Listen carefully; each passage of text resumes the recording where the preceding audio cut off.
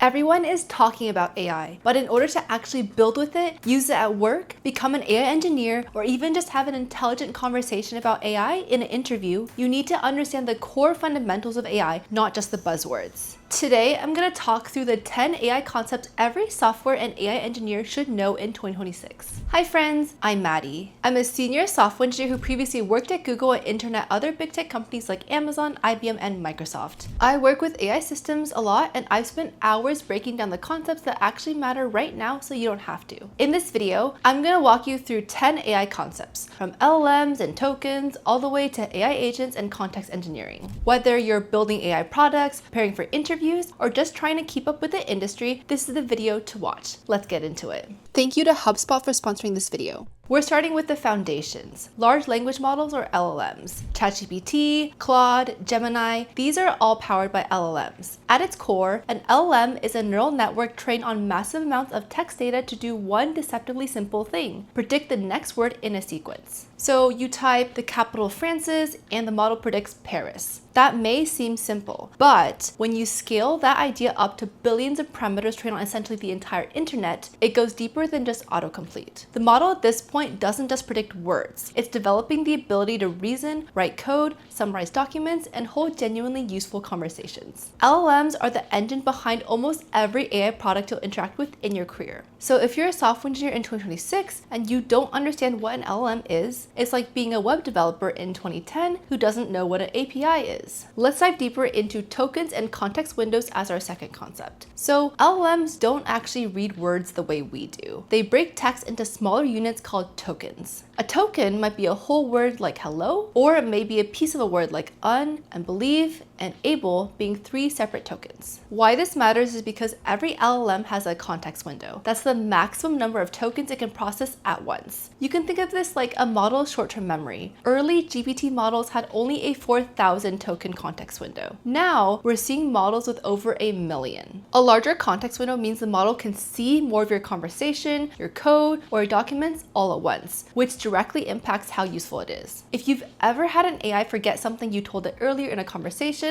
that is the context window running out. Understanding this concept helps you design better prompts and build smarter AI applications. Now, speaking of AI concepts that actually translate into real-world impact, if you're wondering how people are actually using AI agents right now to supercharge their workflows, then this free resource from HubSpot, today's video sponsor, will help you do exactly this. HubSpot's new playbook, AI Agents Unleashed, is one of the most practical and comprehensive guides I've seen on this topic. It breaks down what AI agents can actually do today, where to start implementing them, and how to build an effective strategy for human-AI collaboration. It talks about how AI agents work in practice, the memory systems, the tool integrations, the multi-step reasoning that separates real agents from basic chatbots. One of my favorite parts is their framework for figuring out what tasks to hand off to an agent versus which ones still need a human in the loop, because that's the question that everyone really needs to answer. It also covers the common pitfalls that people run into when deploying agents and how to avoid them, which honestly is the part that most guides skip entirely. The playbook is completely free. I'll put the link in the description below. Big thanks to HubSpot for creating this guide and sponsoring this video. And now let's get back to the concepts. Our third one is AI agents. An AI agent isn't just a chatbot that answers your questions. It's an AI system that can reason, plan, and take actions autonomously to achieve a goal. So a chatbot says, here's how to book a flight. An agent actually will go and book the flight for you. It perceives the environment, reasons about the next best step, acts on that plan, and then observes the results. And it loops through that cycle until the task is done. So for example, look at OpenClaw. If you haven't heard of it yet, OpenClaw is an open source AI agent built by Peter Steinberger that went completely viral a few weeks ago. We're talking 60,000 GitHub stars in 72 hours.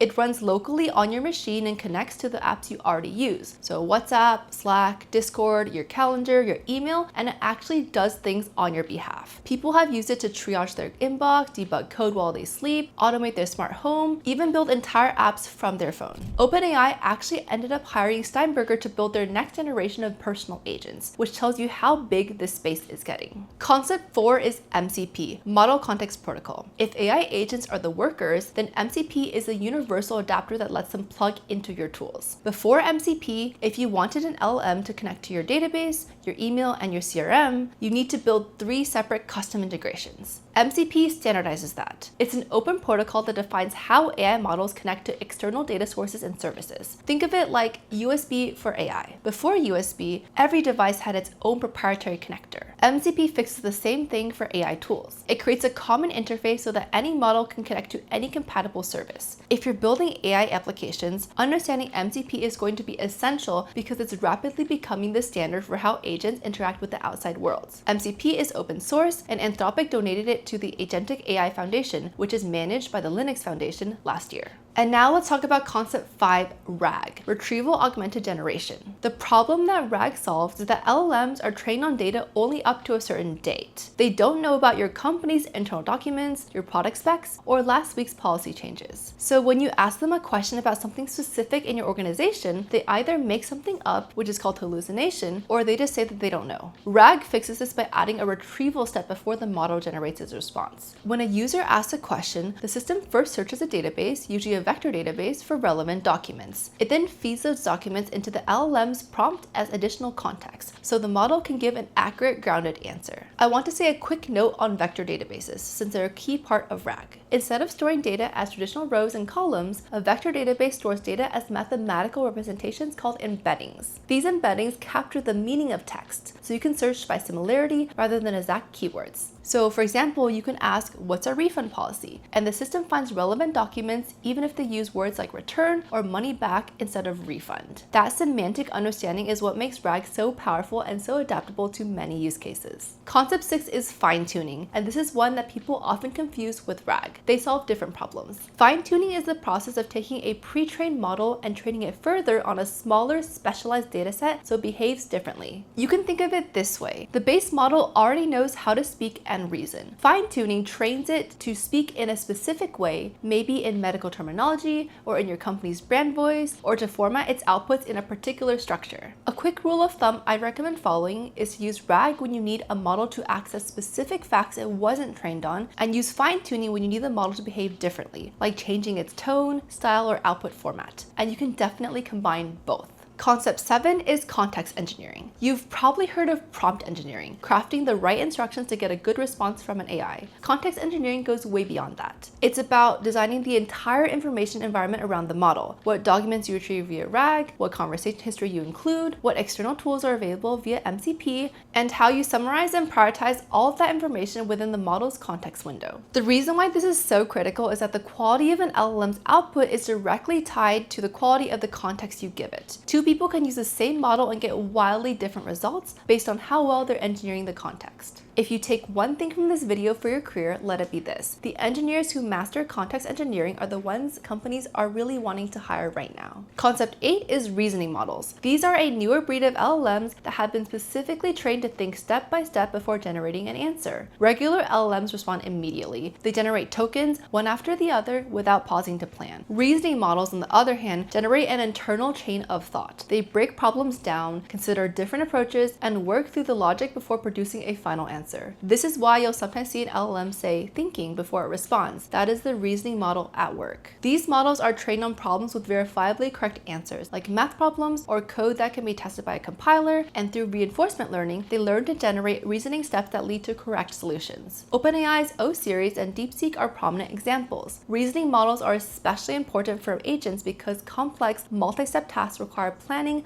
not just pattern matching. Concept 9 is multimodal AI. Early LLMs could only process text. Multimodal models can handle text, images, audio, video, and more, both as inputs and outputs. This is a big deal because the real world obviously isn't just text. You might want an AI to analyze a photo of a whiteboard from a meeting, transcribe a voice memo, generate an image from a description, or understand a video. Multimodal models can do all of this. What's fascinating from a technical standpoint is that models trained on multiple data types actually develop a deeper understanding. A model that has seen both images of cats and text about cats understands the concept more richly than a text-only model. For engineers, this opens up enormous possibilities, from accessibility tools to medical systems that analyze scans alongside patient notes. And finally, last but not least, number 10 is mixture of experts, or MOE. This one's more under the hood, but I would argue it's one of the most underappreciated breakthroughs in LLM architecture. The idea has actually been around since 1991, but it's never been more relevant than now. Instead of having one massive neural network where every parameter activates for every input, MOE divides the model into specialized subnetworks, the experts. A routing mechanism then decides which experts to activate for which input. So you might have a model with hundreds of billions of total parameters, but for any given query, it only uses a fraction of them, whichever experts are most relevant. The result is the intelligence of a huge model with the speed and cost efficiency of a much smaller one. This is how companies are scaling AI without costs spiraling out of control, and it's a big reason why AI models have gotten so much better so fast. To sum up, the 10 AI concepts you need to know are LLMs,